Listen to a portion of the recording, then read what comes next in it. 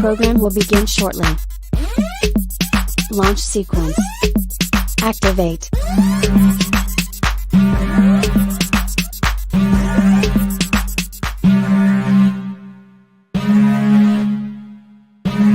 Warning, the following content is not politically correct. Viewer discretion is advised.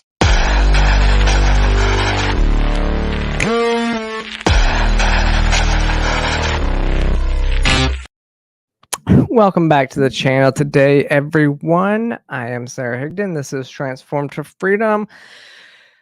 It is, National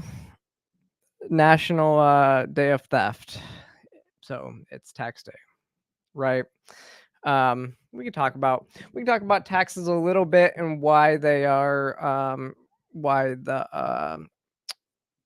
under our original, under the founding of this country, why they were originally found unconstitutional. They were found unconstitutional multiple times, which is why they had to enact this. They had to ratify the Constitution to create the 16th Amendment, which in 1913. So if you want to say, like Mark Cuban likes to think, is out on the Twitters right now saying that it's one of the most patriotic things you can do, when really it's not. Our country survived for how many years without taxes? So 1913, we still had roads, we still had everything that we needed without taxes. So but I'm not here to advocate that you don't pay your taxes, even though Shakira is based. I'm saying that we should work to get rid of the system that we have, where you are charged so much money to just live, right? So that's that. We are, like I said, it's a good day. If you don't know though, so this actually just popped up before I came onto the show, and I've been kind of behind the 8 ball today. Let me see, where's this? Here it is. All right, so the Supreme Court, yes, the U.S. Supreme Court has allowed Idaho to go ahead and implement their ban on sex changes for minors. So this is a little bit interesting, the way that it's been kind of being portrayed online, right? So when you look at what this bill was, the bill prevents puberty blockers and everything like that. So what the court actually did, came to the court right now was to say that puberty blockers could be, what is it? They said that minors, they what the state was trying to do was to block the implementation of their bill. So the bill that they had passed, obviously there's a challenge in court. The date is coming up for that bill to go into effect, and so they tried to put a halt on it until it can make its way through the court system. Right now it's with the Ninth Circuit, if you know, the infamous Ninth Circuit Court of Appeals. But the bill is in with the Ninth Circuit to see if it's unconstitutional. But it was getting set to go into effect, and so it needed the Supreme Court to say whether it could go into effect or not. And so they chose today to allow the bill to go into effect. The only caveat to that is that the 2 minors who are actually suing the state to allow, the 2 minors that are being represented in the case to be able to take cross-sex hormones and stuff like that. And they are still allowed to go through the process, which is interesting, but I don't think it makes much of a difference, because I would have to go back and read what the bill itself says, because generally these bills, um, they grandfather in anybody who was already on treatment. So no, you're right. You're right. Peppa Peppa Picmisha. Yeah, 13-year-olds don't need parts removed. That shouldn't even need to be said, but um, this. So yeah. So right now this is just kind of the first. This is like the first step, I guess, right? The bill can go into effect in the state. The bill can go into effect in the state, but these two minors can begin whatever treatments that they want. Um, and they tried to argue that this is that the state is trying to, where was that? It messed it up. In the ruling that the law prevented the use of generally accepted medical treatment, which it's, if you're watching what's happening in Europe, where you're watching what's happening in WPATH, and you're watching what we've seen in like the CAS report and everything like that, it's not generally accepted medical.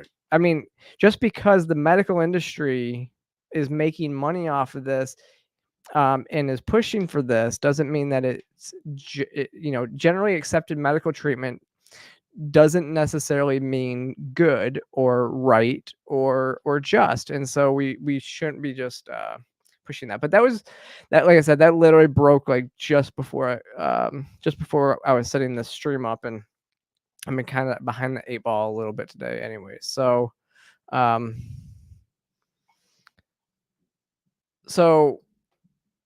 Alicia says, I live in Texas and it's scary to see how easily hormones are given. My friend got it in 30 minutes. Well, it depends, I think, though, too. I don't know if we're talking about adults, and if we're talking about minors, those are completely different situations, right? Because I would tell you that I've done informed consent myself, but I was an adult when I did it. And I do think that, a doctor who is doesn't push this on their patients, because this is the difference, right? As an adult, you have the right to do with your body basically anything with your body as you please. I don't mind if I go into a doctor's office, I would hope that they would give me, this at the end of the appointment. However, that's if I go in there wanting it. Whereas if a person is unsure of this and a doctor goes in there and assures them that this is tells them that this is the right thing for them and manipulates them into it, and doesn't, and people are, and you're asking the side effects. Like I've constantly said that I would rather a doctor tell an adult that this is still experimental and I don't know what this is going to do to your body, but it's your body, your choice. You can do what you want with this, rather than them saying this is completely safe, this is what's going to make you better, even if they don't mind. And I think I actually have something about this. I can kind of talk about this now because I had it set to go later, but kind of to your point, we're kind of told a lot of this stuff isn't happening, right? But what we've now seen, the court just ordered Planned Parenthood in St. Louis, Missouri, to turn over documents exposing how they subjected children to puberty blockers and irreversible surgeries, even without parental consent, which in the state of Missouri, this is not allowed. Like Missouri is not one of these sanctuary states like California, and yet Planned Parenthood is violating the law in this instance, right? Oh, Courtney's back. Yay. It has been a minute, hasn't it?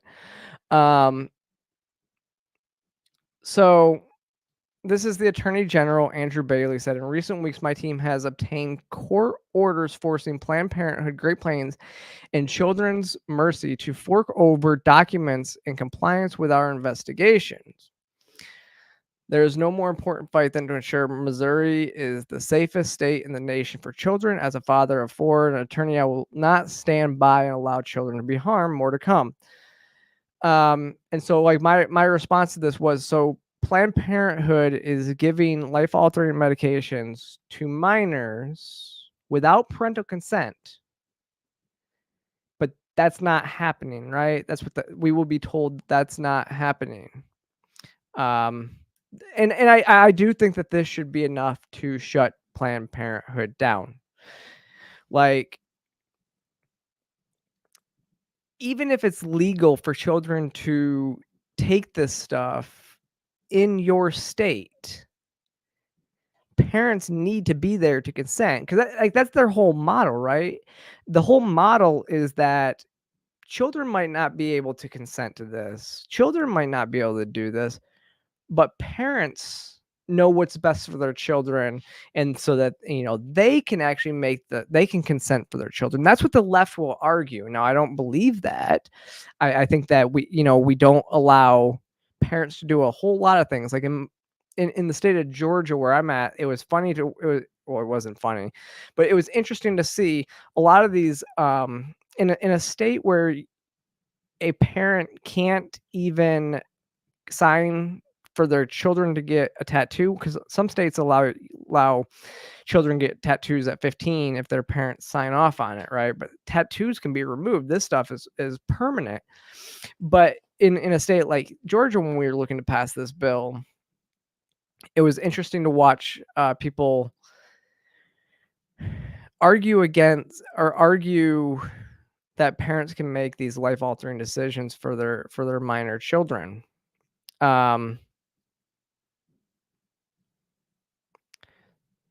So Alicia says, I couldn't even wear a heart monitor at 17. I needed without my parents signing off on. This is outrageous. Yeah. I agree.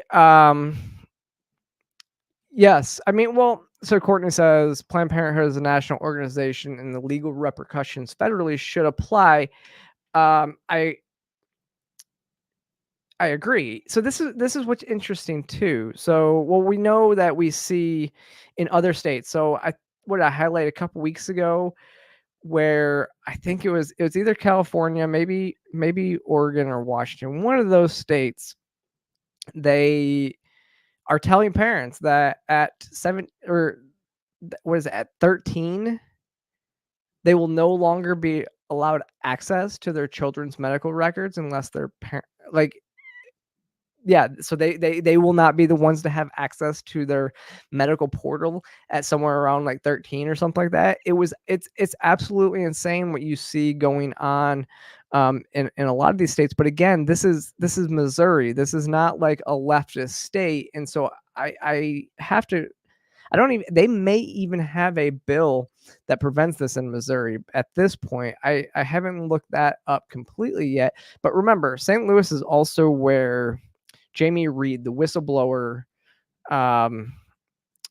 stepped out, who had worked at a gender clinic, and she was describing what was happening there, how they were pencil whipping, therapy letters, and even, manipulating parents into this stuff, giving the same adage that you can either have a trans child or a dead child, right? Like those types of things. So it's a mess. But then we go to like what happened on Dr. Phil this week, and thankfully, I mean, Lior Sapir is he's really awesome, and he completely shut down this debate. So if you didn't see what happened here, I'm gonna play this, but this activist is trying to say that children know each other from children know themselves from a very young age, and in that, so I'll play this real quick. and their parents seek out the information to help them be happy in their skin, who are you to block them from doing that? I think the important question was if children know who they are. Children do know who they are. At what age? At 3, 4, 5, they know who they are. When they're switching and swirling, they know who they are. I wish that when I started my transition, I was able to transition earlier in life. See, this is where activists will say that they're not for this, and then they will push for then this is the reasoning that we've heard in the past of why it's so important that children transition to pass better and everything like that, right? Even though it's harming, a lot more children now do it early so that these children pass better. I've been told a number of times that that's not why they think that children should be able to transition earlier and all this stuff. But when it all comes down to it, at the end of the day, they will always use this as an excuse. This person's just more honest than a lot of the other activists, because the other activists all know that passing is superficial. Sterilizing a child just so that they can pass is not the goal. And then they will say that passing doesn't matter. And so if passing doesn't matter, but then you're saying that children should transition so that they can actually pass better, then that's conflicting. So I just wanted to highlight that as well, because that helps you be more feminine or more masculine by using the blockers. That helps people blend in society more. I say something about the idea that kids know who they are. I think the very existence of detransitioners shows that that's not true, because these kids arrived at the clinic confident, 100% convinced that they knew who they were. Their parents were 100% convinced, apparently because they gave consent, that these treatments are correct. And yet, these kids, very shortly after they got double mastectomies or subjected their bodies to irreversible, often sterilizing treatments, and by the way, if you do the full course of medical transition, even just hormonal, it is guaranteed chemical castration for the rest of your life. And these kids went into that office knowing who they are, and yet very quickly after that regretted it. And no less important, the doctors who saw them were convinced that these kids know who they are, and they got it But wrong. how often does that happen? Okay, so great question. Yes. In order to have a good, reliable picture of the rates of detransition, we're going to have to wait at least another decade, probably two. That's, by the way, what clinicians in Europe are saying now, because regret can take a long time to manifest. If you got your breasts amputated at the age of 15, the full consequences of that may not be apparent to you until you're in your mid-30s and can't breastfeed. But current research does show, we have one research paper from 2021 that showed a 30% discontinuation rate of hormones. And that rate is likely to go up and up and up, because the protocol being used at these clinics is kids know who they are. There's no safeguarding, there's no second guessing of a kid's stated identity.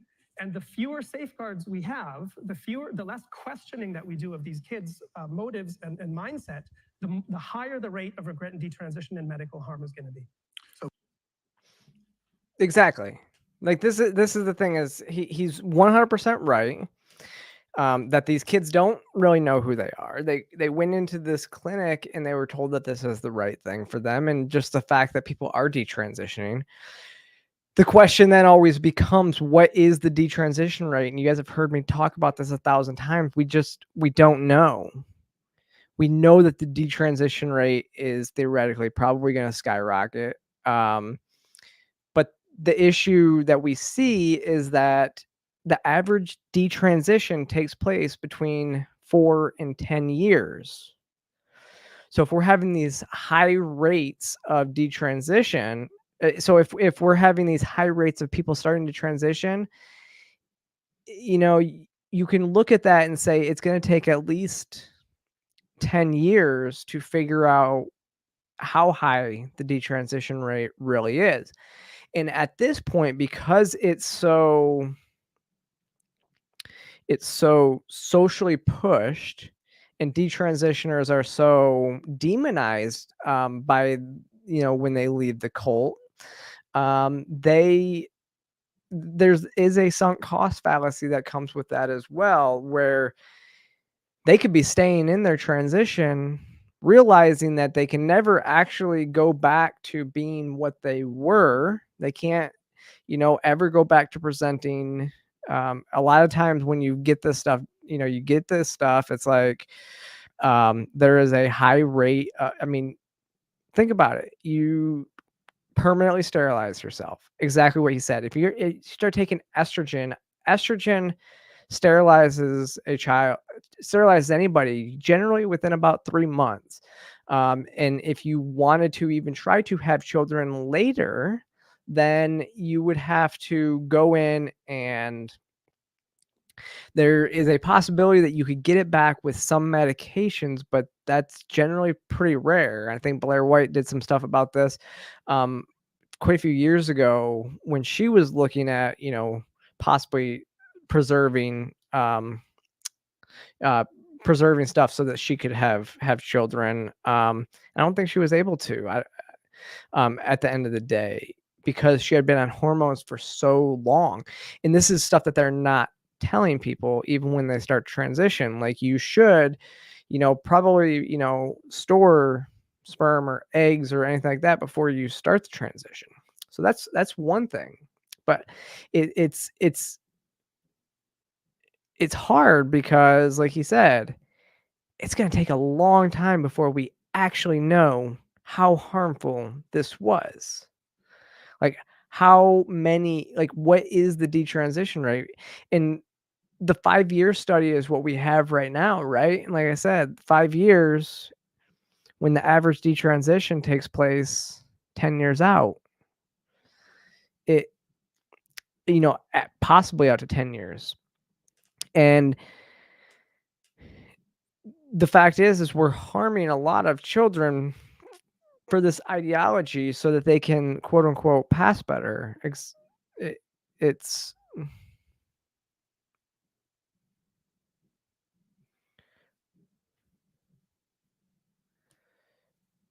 so yeah,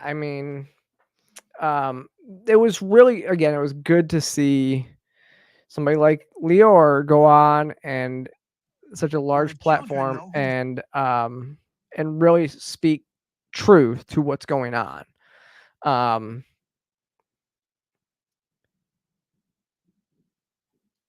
So, and Christina, if you know Christina, we've talked to, Christina's been on the show. She's a really good friend of mine.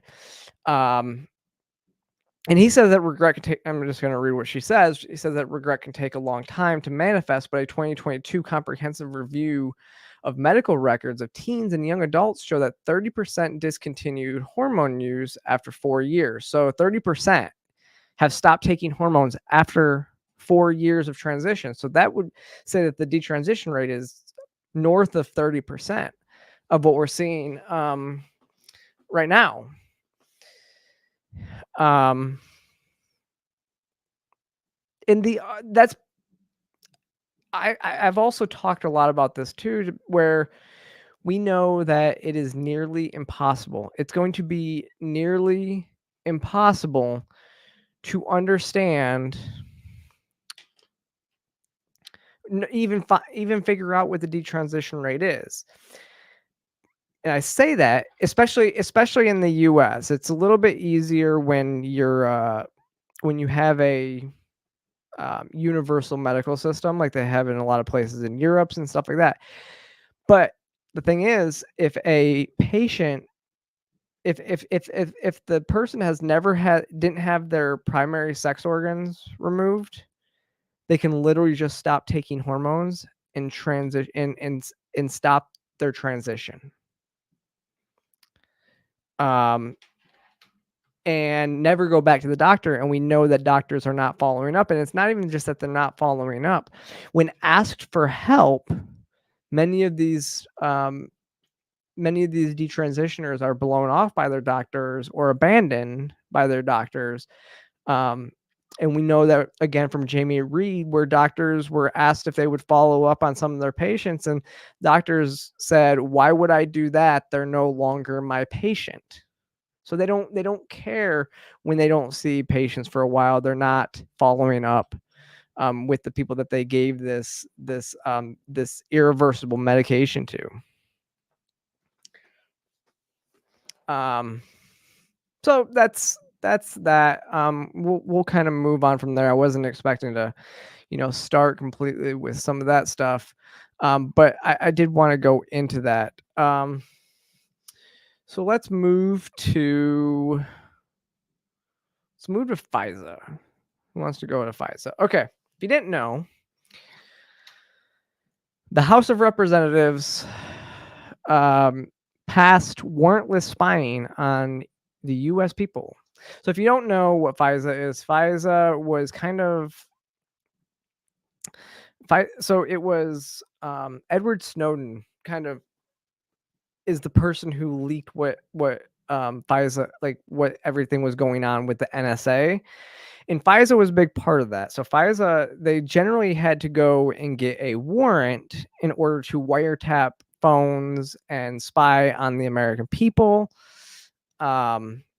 He exposed that the FISA process the warrant process was garbage anyways, that the FISA judges were basically like there was like no due process for people to get. So it's a FISA is a complete violation of the Fourth Amendment in and of itself. And so now we know the House of Representatives just authorized them to continue this, but not just continue it. They've authorized the administration to do it without a warrant. So that was part of the part of this was without so that they could do it without a warrant. I just want to let's do this. These are all the Republicans that don't care about the Fourth Amendment and voted for FISA. So it's, I don't know where he's from, but Adderholt, what is it? Bacon.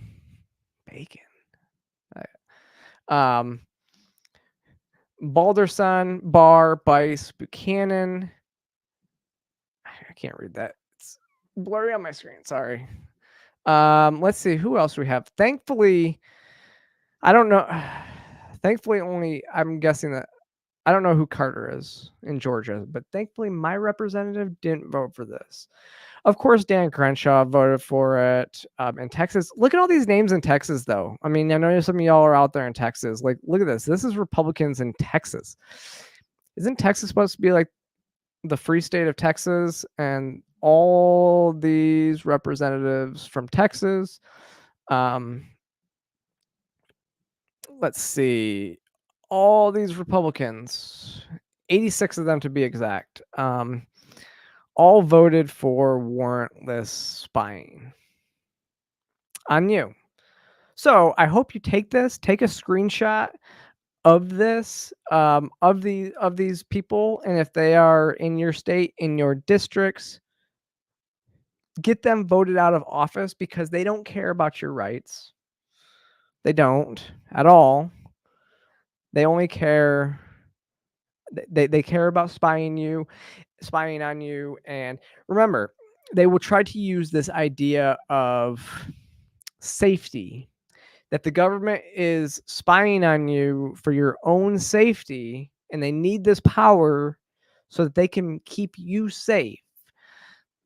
The fact of the matter is, who was it? It was it Thomas Jefferson?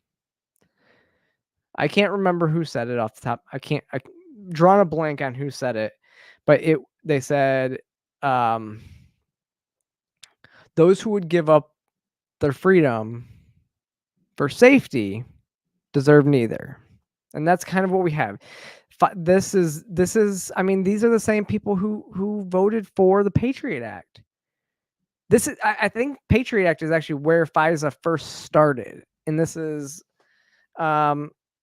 so these are people that need to be voted out of office. It's funny to see some Democrats on this issue that we agree with that are voting against this, voting against this stuff as well. So it's kind of a bipartisan support, and it was Ben Franklin. Thank you, Courtney. Bipartisan support and also bipartisan opposition to it. And it's the people that it's interesting to watch, because you see some of the people like AOC and stuff like that, not supporting this type of stuff. And it's like, you have to this is why I'm a big fan of single issue coalitions, right? But let's talk. I want to play this video real quick. Of Mike Johnson. So Mike Johnson's an interesting story in this case, because what happened, so it was Thomas Massey noted that Mike Johnson actually voted against FISA the last time they voted for it. He was adamantly against it. And in this vote, he was the tie-breaking vote to pass it. Why did he pass this? So let's play this video. When I was a member of the judiciary, I saw all the abuses of the FBI, the terrible abuses over and over and over, the hundreds of thousands of abuses. And then when I became speaker, I went to the SCIF and got the confidential briefing from sort of the other perspective on that, to understand the necessity of Section 702 of FISA and how important it is for national security. And it gave me a different perspective. So I encourage all the members to go to the classified briefing and hear all that and see it, so they can evaluate the situation for themselves. And I think some opinions have changed both ways, but that's part of the process. You got to be fully informed. Have you been? So the real question is, what do they actually have on Mike Johnson? Went to the briefings where they gave him a different perspective. Now, this is kind of where, again, I kind of pull out my tinfoil hat and start talking about what could have happened in there. What would make you flip so hard on this? Before you became the speaker and went into the SCIF to this, you knew what this program was for completely, yet you were still against it. I just want to know what kind of dossier they showed you when you went in there, because you know what's going on behind closed doors. They bring you in and they're going to say, do you really want to be against this? Do you really want to be our enemy? Do you want to be the enemy of the FBI? Do you want us to release this incriminating information on you, whether it's true or false? We know that the FBI created the Steele dossier, which was it FBI or CIA? But the government created this documentation that was now proven false about Donald Trump in 2016, right? So what's really interesting too is, Mike Johnson just gave we've been hammering 3-letter agencies because they are overextending, they are abusing their powers for political reasons. They're going after Donald Trump for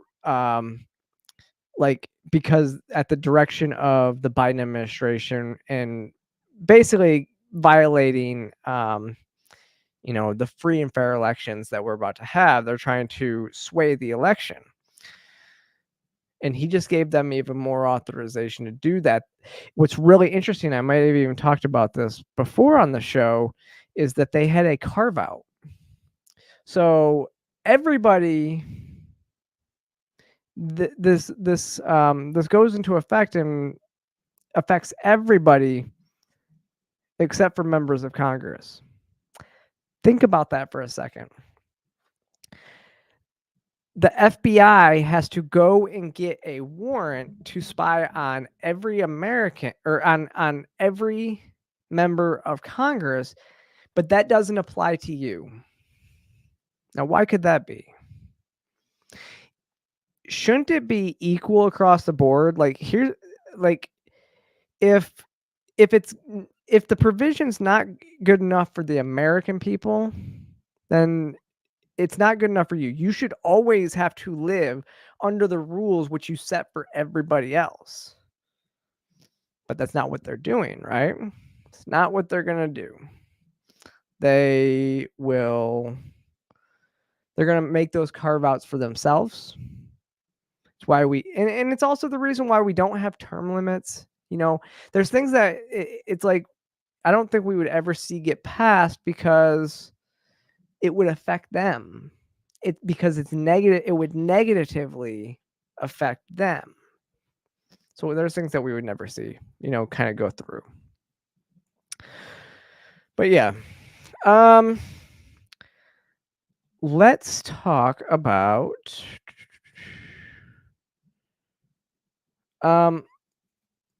okay. So if you didn't see this weekend,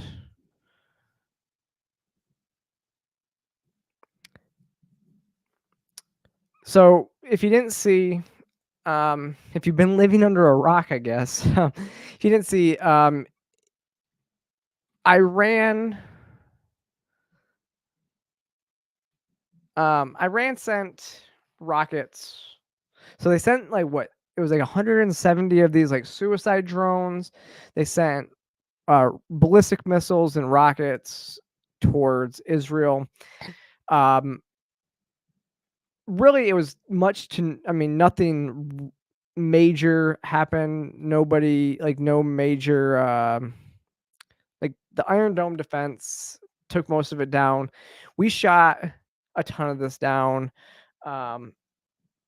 It's really interesting watching everything kind of play out today, because if you weren't really kind of in the know and paying attention to what's going on in foreign affairs, you would think that Iran just attempted to strike Israel kind of out of nowhere, right?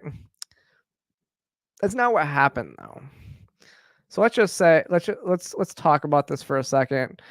Where I thought I had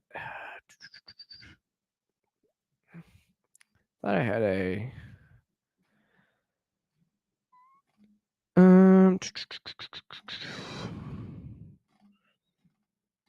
I had a different tweet on this, because okay.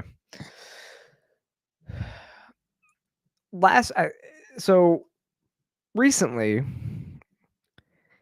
Israel, obviously you would know that Israel is, at war with Gaza, everything like, all that. So, that's what it was. It was on a different news source, so it wasn't a tweet. So you would know that Israel is at war in Gaza after the October 7th attacks. But like last week, and we know that Iran probably helped prepare and helped, fund the attack on October 7th, everything like that. Then recently, Israel bombed, I guess it was the annex next to the Iranian consulate in Saudi Arabia.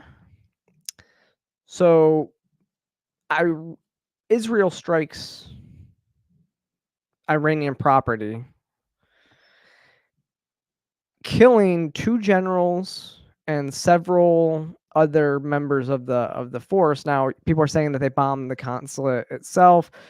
Consulate's still standing, but there is like another building where they were, it was the annex building, which again, it did kill several military members and 2 generals from Iran. So Iran has been saying that this attack was in retaliation to that bombing, which I always try to look at it like, what if somebody did that to the U.S.? We probably wouldn't stand for it. We would probably launch a full-out assault on the country that did that to our consulate, right? If it was a country, because remember, Benghazi was a little bit different. That was terrorists on the street that were that was a terrorist organization, so it was a little bit different when they attacked and killed our ambassador, right? But apparently, though, Biden actually did something that might shock you. I actually agree with this part of it, because again, they were able to shoot down like all of these drones and stuff like that. Which, here's the thing, I think Iran knew. I mean, these drones move at like a snail's pace, so that they fly at a pace so that you would think that they were just birds, and all the radar system would just think that they're birds and stuff like that. But Iran knew that these probably weren't going to make it to Israel, and if they did, the Iron Dome defense is going to take most of the stuff down. And so I don't actually think that I think that they were just trying to send a message, provoke a little bit, but I don't think that they actually expected that they were going to hit any targets, which they didn't.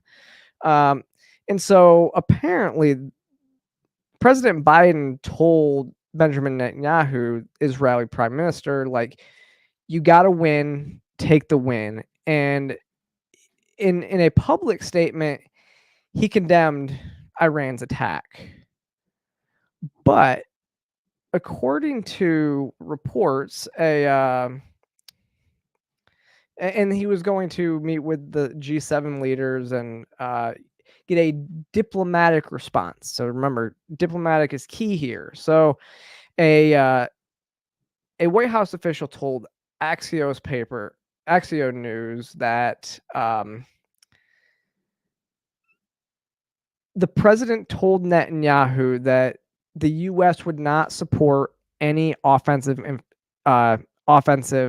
campaign against Iran, and that Netanyahu understood when he said that.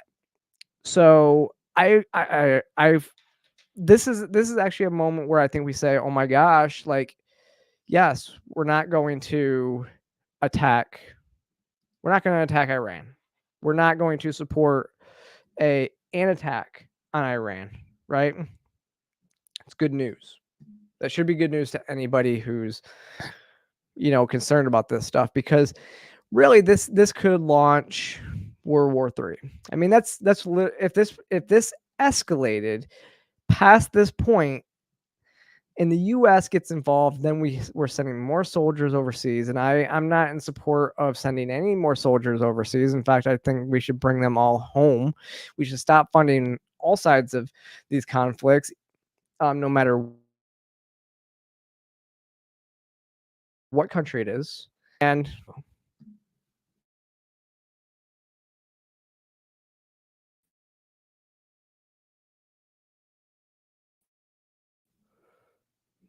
yeah.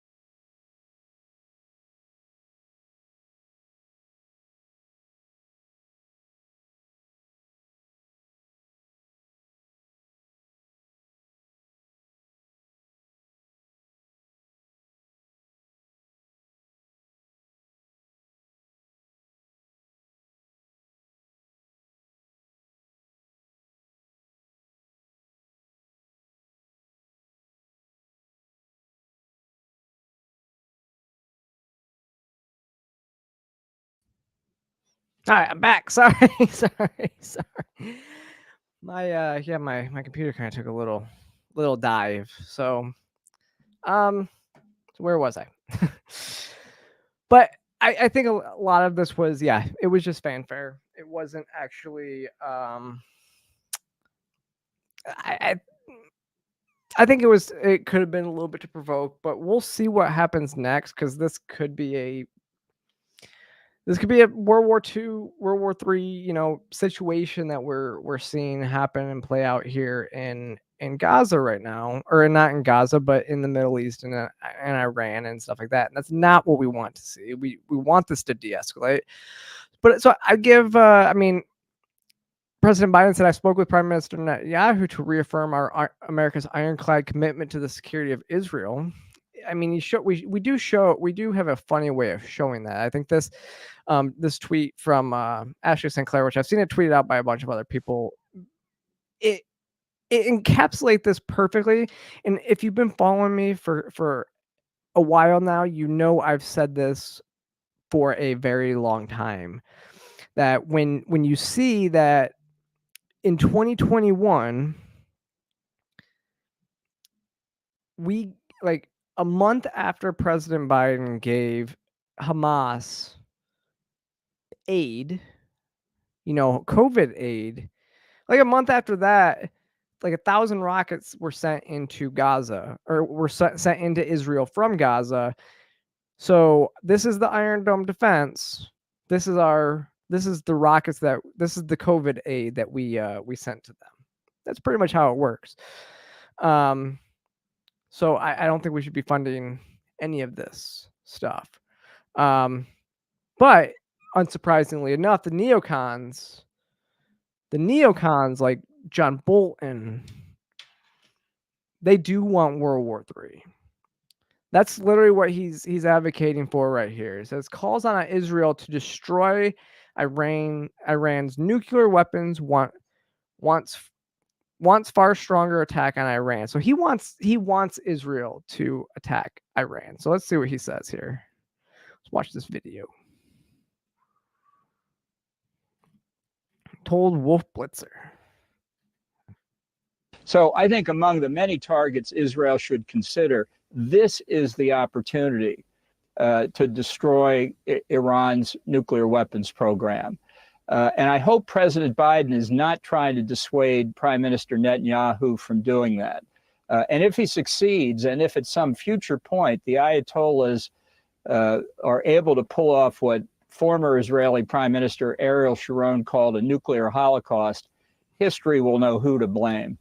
So just to be precise, Ambassador Bolton, you're recommending that Israel launch an airstrike to try to destroy whatever nuclear capabilities the Iranians might have? Is that what I'm hearing? Right. I think they should go after the nuclear fuel cycle activities that are well known. Their locations are well known. And I think that would be the appropriate target, because right now Iran has demonstrated it is not restrained by any concern about a direct attack on Israeli territory from its attack. It has, by its own admission, fired ballistic and cruise missiles. And the only thing that has saved Israel is this amazing technology. Next time, if the attacks come from a different location containing nuclear warheads, Israel might not be so lucky. This is not time to play academic games and message and signal. This is a question of power. People say they're concerned about a wider war. The wider war began on October the 7th. Israel's response, and there should be a response, should not be proportionate. It should be far stronger, because when deterrence fails, to reestablish it, you have to teach the So think about it this way. Again, we talked about it. Israel struck Iran's consulate. Iran strikes back. Of course, the neocons like Bolton, who have nothing to lose in this. Let's be clear about this. These people have nothing to lose by sending your kids to war. Bolton's not going to war. I would advocate that any politician or any person that is advocating for Israel to do this or the U.S. to get involved in this, I would advocate that you stop by your local recruiter's office to be the first one to sign up. And not advocate for other people's kids, because World War III would probably bring another draft. Let's be clear about that. There would be a draft. It's been interesting to watch Nikki Haley's son getting roasted on Twitter for trying to defend his mother, but that's another story in and of itself. Again, this is something that the neocons will always play this. The neocons always want war. They make a ton of money off war. But there was something, what was it? Tim Pool said something yesterday, and it was interesting. I agree with the concept that he was putting out there. It was like your girlfriend starts a fight with a guy, and then you have to step in and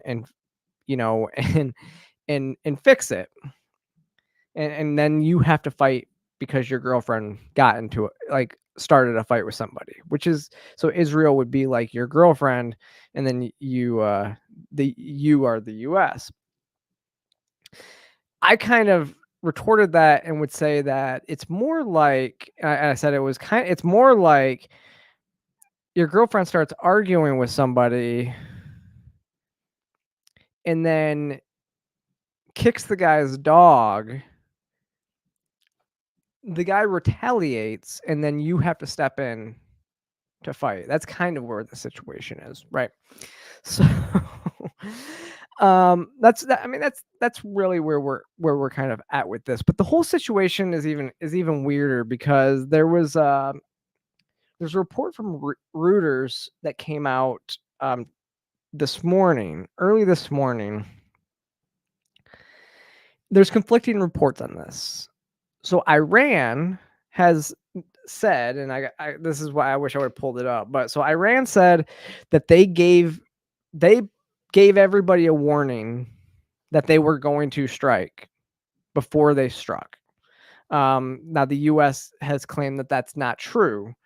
So, but according to the outlet, Turkish, Jordanian, and Iraqi officials all said on Sunday that Iran gave them wide notice days before its drone and missile attack on Israel. But U.S. officials said Tehran did not warn Washington and that it was aiming to cause significant damage. So reading about this situation, what has been said is that Turkey told the outlet that they were acting as an intermediary between Iran and the U.S.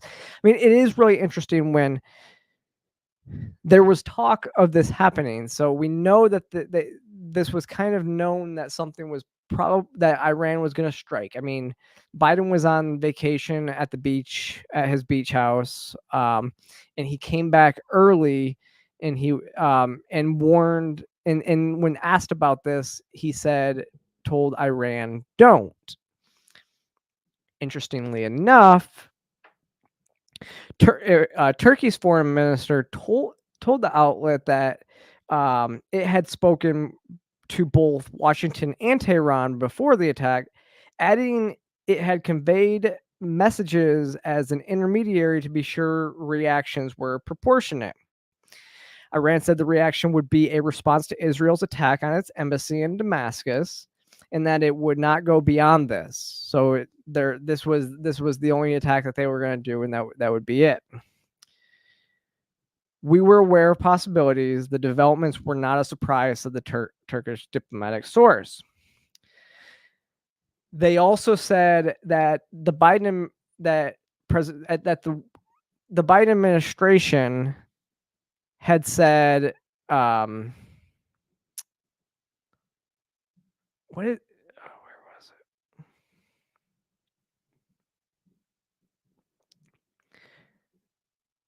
it? They said that, so it was something that the Biden administration had basically said, okay, but don't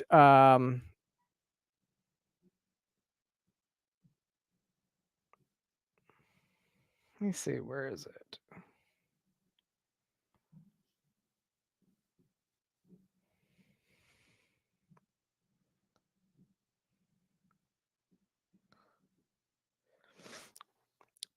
There was something where basically the Biden administration had given clearance for this to happen. Like basically said, okay, we understand.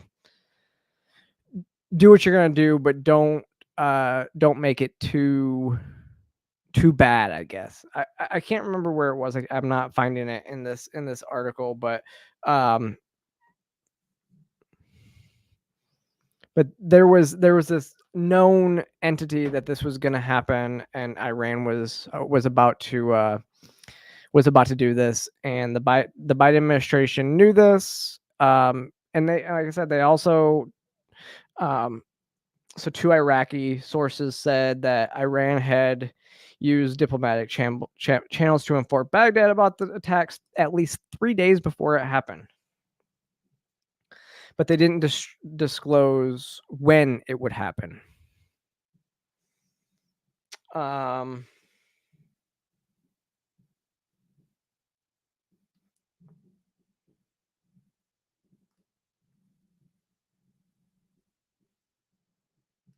So the Iraqi security official actually said that the government clearly understood from the Iranian officials that the U.S. military in Iraq was also aware of the attack in advance. So basically, the U.S., everybody kind of let this happen. So when I say it's kind of a show, it seems like everything was done just for show,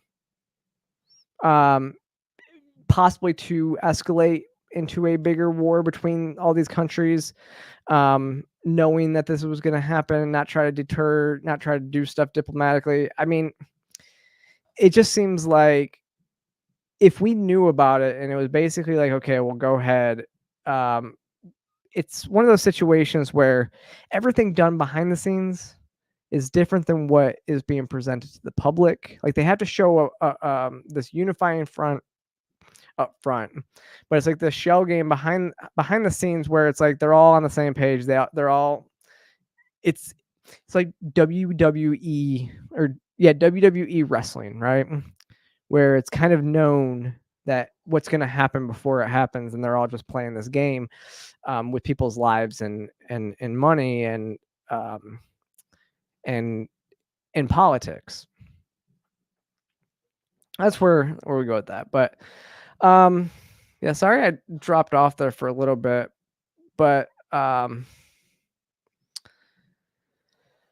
there is one thing that I wanted to kind of highlight as well. A couple things we'll talk about. So at the end here, so Google is if you live in California, Google is possibly going to be starting to block some news sites in California after California is basically set to pass a bill that makes search engines pay for links, so like a link tax in California, to try to give some more money back to the news organizations, stuff like that. Now, if you remember, so if you're in Canada, like remember this happened with Meta. Meta actually started pulling news, Canadian news sites off of in Canada. So like the Post Millennial, you cannot use links, Post Millennial links in Canada. You can't even see the Post Millennial page, I don't think, even in Canada, because they block news sources from Canadians. And so now Google is doing this in California. So it's going to be interesting to see what happens there, but this could just destroy their media outlets if you're in California. Like, where do you get your news if you're in California? I mean, I guess you'd have to go to Twitter. I mean, Twitter is the #1 place to find news sources, and it would just kill your local news because they would just take the links down to articles and stuff like that. It's kind of insane when you think about it. But last story, just want to highlight this real quick, just the irony of this. So the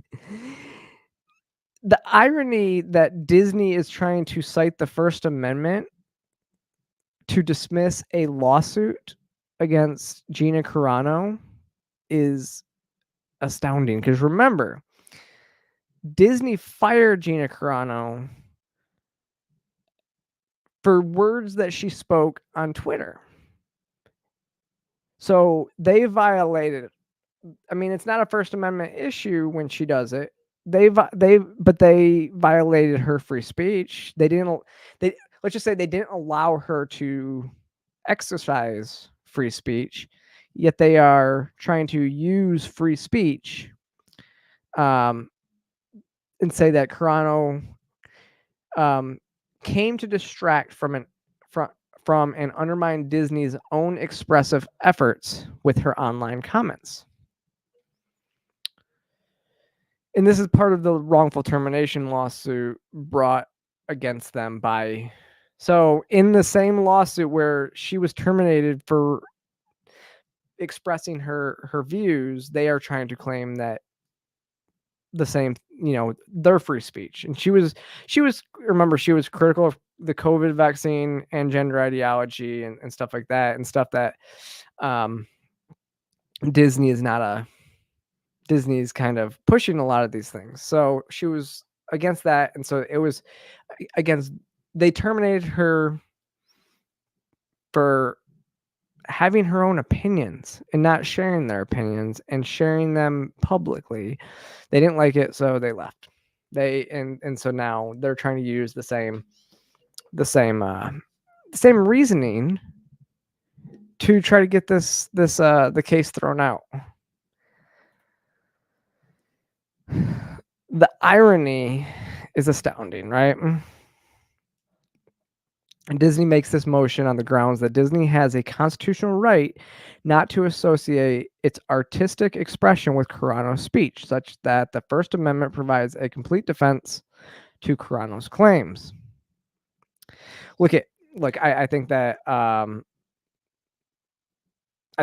they're probably right in this.